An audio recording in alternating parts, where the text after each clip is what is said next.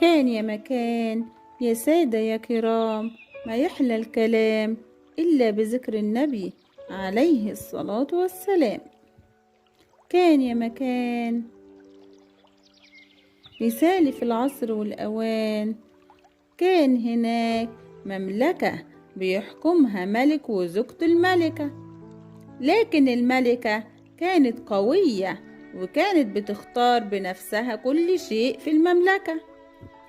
كانت الملكة ليها ابن جميل وكانت بتهتم بيه جدا، وكانت بتختار له كل شيء، ازاي يلبس وازاي ياكل وازاي يلعب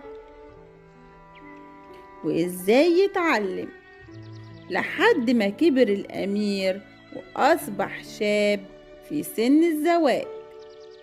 دعت الأم ابنها الأمير لغرفتها، قالت الملكة: انت ابني الوحيد، وكنت كل السنوات دي بختار ليك كل شيء في حياتك، لكن دلوقتي انت كبرت وآن الأوان انك تختار لنفسك زوجة،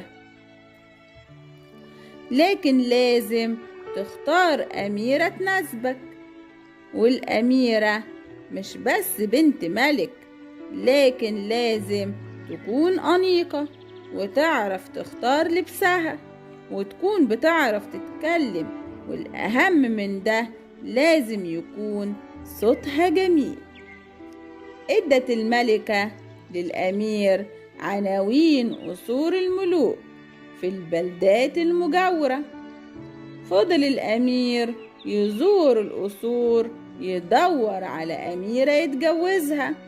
في القصر الأول شاف أميرة جميلة بتقرأ كتاب، لكن أول ما اتكلم معاها لقى صوتها وحش جدا، علشان كده ما عجبتوش.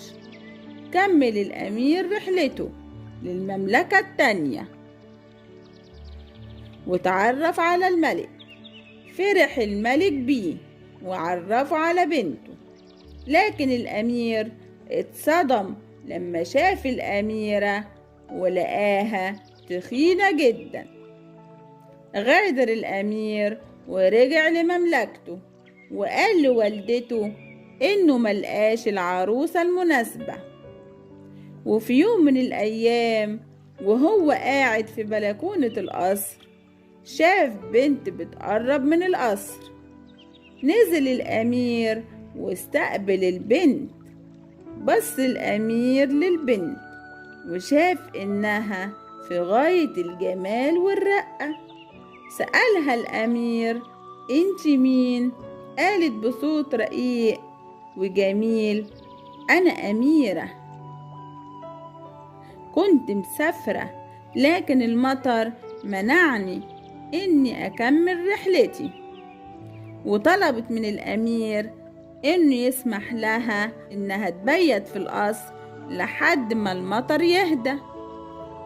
وافق الأمير بسرعة وسمح لها بالدخول، لكن أول ما قلعت معطفها شاف لبسها كله متوسخ بالطين من السفر والمطر، لكن ده ما منعوش إنه يحبها.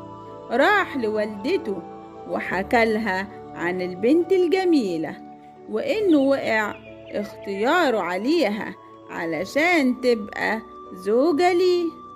قررت الملكة إنها تنزل علشان تشوف البنت، لكن أول ما شافتها وشافت فستانها اللي كان كله طين رفضت طلب ابنها، وقالت له إنه من المستحيل إنها تكون أميرة ولبسها كله متبهدل، وكمان إزاي تسافر من غير حراس. لكن الأمير أصر على الزواج من البنت الجميلة. قالت الملكة إنها تعمل لها اختبار، ولو نجحت فيه هتجوزها الأمير. أمرت الملكة بتجهيز غرفة للبنت، لكن طلبت منهم طلب غريب. طلبت منهم إنهم يحطوا 10 مراتب فوق السرير، وتحت المرتبة الأولى قامت بوضع حبة بسلة.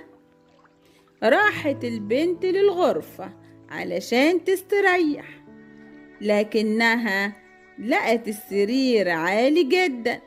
طلبت من الخدم سلم علشان تطلع عليه، وفعلا جاب الخدم السلم، وطلعت البنت فوق السلم علشان تنام على السرير، لكن معرفتش تنام بسبب حبة البسلة.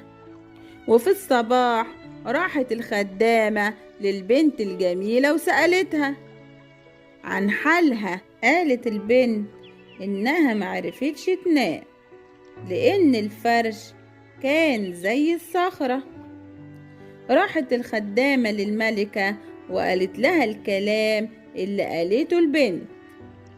عرفت الملكة إن بنت بالرقة دي لازم تكون أميرة. دعت الملكة ابنها الأمير وقالت له إنها موافقة على جوازه من البنت الجميلة. قام الأمير ومعاه مجموعة من الحراس بتوصيل الأميرة لمملكتها. اتقدم الأمير لوالدها الملك وخطبها واتجوزوا وعاشوا في سعادة.